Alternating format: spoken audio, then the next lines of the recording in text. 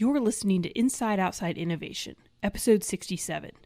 Dan Toma is a co-author of the book The Corporate Startup, along with Tendayi, Viki, and Esther. Dan got his start as an entrepreneur working in and around startups, and then later on in accelerators. This book came out of one of his first corporate innovation jobs with Deutsche Telekom, which is the third largest carrier in the world.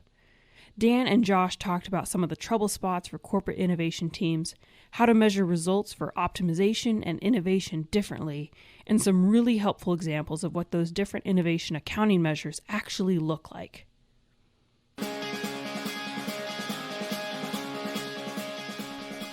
Hi there, everyone. I'm Victory Clafter, the producer of Inside Outside Innovation. This is the podcast that brings you the latest insights from people who know the most about building lean businesses, innovating within corporations, and disrupting entire industries with passion and precision. If you've got time, leave us a review on iTunes or reach out to us on Twitter at the IO Podcast.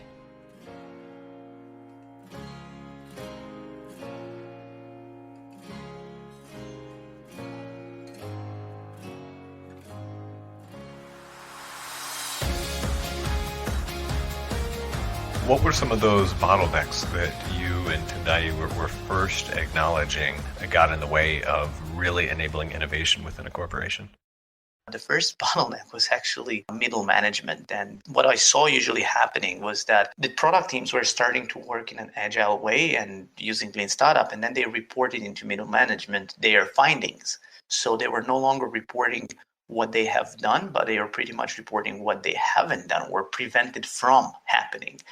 And middle management was all confused, saying, but I gave you budget to actually write, 20 user stories in the last sprint, and you only wrote one, you released one, and then you spent all the other budget doing experimenting. Like, why are you doing that? And that's when I realized that management training needs to happen. But I learned it the hard way after some of the teams, including the team that I was running, ran into some issues with middle management. Nothing that couldn't be fixed, but it would have been easier to fix it from the beginning than patch it later on. Absolutely. So I'd like to get into maybe some parts of the book and any specific stories that you might have to highlight there. One of the first things that jumped out to me is like you said, many organizations do want to jump in and start to equip their product teams with skills. But there's a lot of other things around that in terms of how they manage innovation and the strategy side of innovation. That's extremely important. And one of the very first things is really what the innovation theses are, for that organization. Could you tell us a little bit more about that idea? A lot of corporations today are a bit chaotic, and they pretty much behave like kids in the candy store. That's the analogy I use. And what I refer by kids in the candy store, I refer to the fact that whenever there's a new technology or a new methodology that comes out, they immediately jump at that and say, yes, how do we integrate that in our business? For example, how are we going to benefit from VR? Or how are we going to benefit from augmented reality or Bitcoin or all of these cool technologies. So they don't actually have a framework, and they don't analyze what are the implications of that particular technology to their overall ecosystem. Like, are you actually going to benefit from using drones? Is that something you need to focus on? Or do you just want to become a Me Too type of an organization? Like, Me Too, I use drones too, or I use VR too. And the first thing a corporation needs to do is to create an innovation thesis. And in the concept of the innovation thesis, we're basically importing that from the venture capital world. So in venture capital, every VC company has an investment thesis. And the investment thesis just defines what that company is going to invest in. In the book, there's some examples of VC companies and their innovation thesis, and then examples of what companies they've invested in. For a corporate environment, an innovation thesis basically helps executives align on why should successful business units, financially successful business units, contribute financially to cost centers. And by cost centers, I mean pretty much everything that's under product and innovation or R&D, because these are pretty much labeled as cost centers.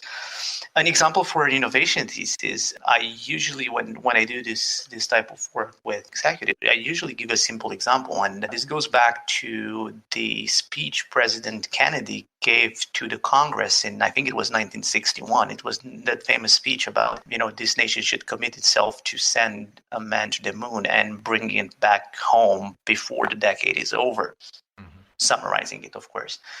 This basically was the innovation thesis for the American space program. This was the innovation thesis for NASA, right? So President Kennedy didn't say how NASA should do it, but it said what NASA should be doing and what's the direction in which NASA should be pointing. Yeah, so that's basically the overall overly simplified explanation of the innovation thesis. Again, the thesis should be treated as a thesis and not a law. So you can always go back and change it.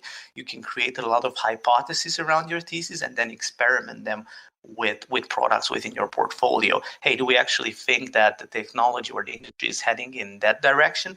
I don't know. Let's take a product team and run with them for like 3-6 months and see what are some market results that they get, and then we decide if we adapt our thesis or not. I think that's extremely important from a focus standpoint, because like you said, it's not a law, but you still need to have almost a loose, tight conversation around at least calling your shot towards specific areas, yet still being open to the exploration of those particular ideas. Yeah, basically it helps you with designing what other scholars have said that were named an ambidextrous organization. Again, it's justifying why some people need to contribute to the others and why we all benefit from these small investments. You bring up another good point there, and that's if people are coming out of the gate saying we want to make everybody innovative and we need an innovative culture, what always runs into problems is the moment that, as you mentioned, the left hand in that ambidextrous organization, the core business, was built to be extremely efficient and effective at executing the existing business model. And we absolutely need that to continue, while at the same time have individuals as well as develop the capabilities to continue the exploration of things that are outside of that core business. Yeah, and people need to understand there is no competition between the two. It's not like people are going to although it might seem that sometimes the innovators are cannibalizing the existing successful business model. People need to understand that this is just happening because the market is shifting and there's a new trend in the market, and the users, the customers, the consumers demand something new. It's not like somebody's doing it on purpose. One of the questions that we routinely get asked in that scenario then is, how do you elevate those people who are working on the core business and maybe even focused and encouraged to do continuous improvement on the core business? How do you elevate what they're doing to be as cool as those people over there who get to work on a lot of crazy new ideas and maybe have a little bit less accountability because you can't see the immediate results, and their accounting is different because we're going to count learning and failure, and those are great things. Is there a way to be able to bring these up to celebrate? Because you still definitely need that core business ongoing, and you absolutely don't want to demoralize the vast majority of people who will be working on those types of things in the core business.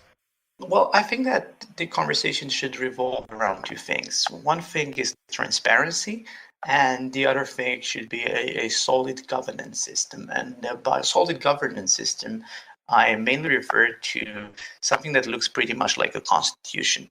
So it's going to be like the constitution of the company that basically defines what we're going to invest in, what we're not going to invest in, when do we discontinue products, when do we still let them going, when are we scaling them up, when are we scaling them down, how are we moving people within various stages of a product life cycle. So there's a lot of things that corporations need to consider if they want to go down the path of enabling innovation, like enabling real innovation within their company. Everybody talks about innovation accounting. Most innovation consultants can say those two words, and that's about as deep as it gets. Educate us a little bit more and our listeners on some of the basics of innovation accounting, or even a 201 class on it. Sure. Right. So the first thing everybody needs to understand that innovation accounting is different from standard accounting, because in innovation you don't measure like a financial outcome, but you're measuring learning. So you're measuring a bit of an output there, right? But it's a different output than the financial or product output that normal accountants are familiar with. So that's one of the first mistakes I've seen corporations make. They get impatient, and they get impatient because they measure the success or the failure of any given new idea through the lens of financial accounting.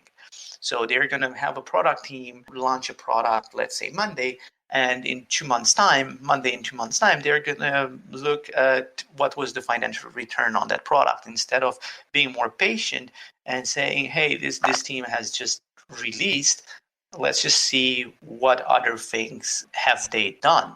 So in the book, we suggest various KPIs. Basically, innovation accounting is about asking the right question at the right time within the life cycle of a product, right? So the questions you ask day one are different from the questions you need to ask 100 days later, and then 10 years later, or whatever, right? Also, questions vary from who is asking or who is asked that question. Like you're asking the product team a different question, and then you're asking the governance body.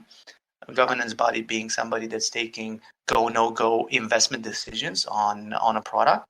And also, there's a different set of questions that executives need to ask themselves. So it's like levels, right? So product team level, then governance level, and then there's executive level. So for product team level, you can always ask questions around how many experiments have you guys done, right? And how successful were those experiments? What is your, for example, you have a business model, right? What is your knowledge to assumption ratio there? How much knowledge do you have in your business model today, and how many assumptions do you have?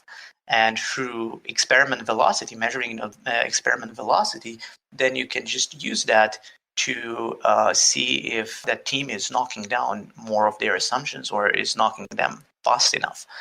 Just to give you a metaphor here, basically consider yourself playing the lottery, and you know that the jackpot is going to always be the same. Let's say 100 million, right? So you're playing for a jackpot of 100 million. That's what that market is worth. And you have two approaches. You can either buy a ticket that's worth $100,000 or $1 million to just make it more interesting. You can buy it for $1 million, or you can buy 1 million tickets worth $1. Any type of ticket has the same probability of success. Of course, the smart idea would be to buy 1 million tickets, because you're basically increasing exponentially your chances of success. And that's basically experiment velocity, right? It's just how many experiments, cheap and fast experiments, can you do within the given time versus the standard way in which you'll just release code and see what happens, basically the spaghetti test. Another cool innovation accounting metric is, for example, for executives, because the knowledge to assumption ratio actually works for governance as well, right? So you can take a decision, a go, no go, continue investing, or discontinue this product idea based on knowledge to assumption ratio. Like if the team has more assumptions than knowledge, probably you should not continue investing in them, or just let them know that unless that ratio changes, they're not going to make the next financing round. As you can see, I'm using a lot of terminology from the startup world. For executive level, right, for the corporate level, innovation accounting basically translates into measuring how successful were your innovation is. Basically, you can look at how many people that used your previous offering are converting to the new one. Say in the case of Apple, how many people that used iPhone 6 are converting to an iPhone 7, and so on and so forth. You can look at the arena, and by arena, I don't mean an industry, but the arena meaning something around the job to be done, or something around a user. And I'm going to give you an example here. You can look into an arena and see how many products within that arena are offered by you and how are you doing against competitors. And for example, Unilever and Procter & Gamble are using an arena called Household. And they're looking at how many products do you have in your household offered by Procter & Gamble. And they're analyzing that against how many products are in your household from Unilever. You have so many products in your household that you don't know they are from Unilever or P&G because they use these brands that they're like super good at creating, right? So these are some of the global innovation KPIs that executives can use. I've seen a really interesting example with two companies. I think it was one of them was 3M and I think one of them was Cisco. And this also touches on how do you incentivize management to let innovation happen within the company. So the KPI that they were using was really interesting. Basically, they were analyzing the activity of an executive or of actually I would say top management, not necessarily executive, so like VP level, somebody that has P&L, like profit and loss accountability. So they were not looking just at the profit numbers. Have you actually hit on your profit numbers for this financial year? But they were actually interested in percentage of that profit coming from products that you've launched in the past 3-5 years. And this quota can be like 25% or something like that. So they were forcing people to let their employees innovate. That wraps up another episode of Inside Outside Innovation. You can find Dan's book, The Corporate Startup, on Amazon. The best way to reach Dan is on LinkedIn. Thanks for listening today. Be sure to come back next week to hear more insight from thought leaders and experts who can help you change the world. Until then, go out and innovate.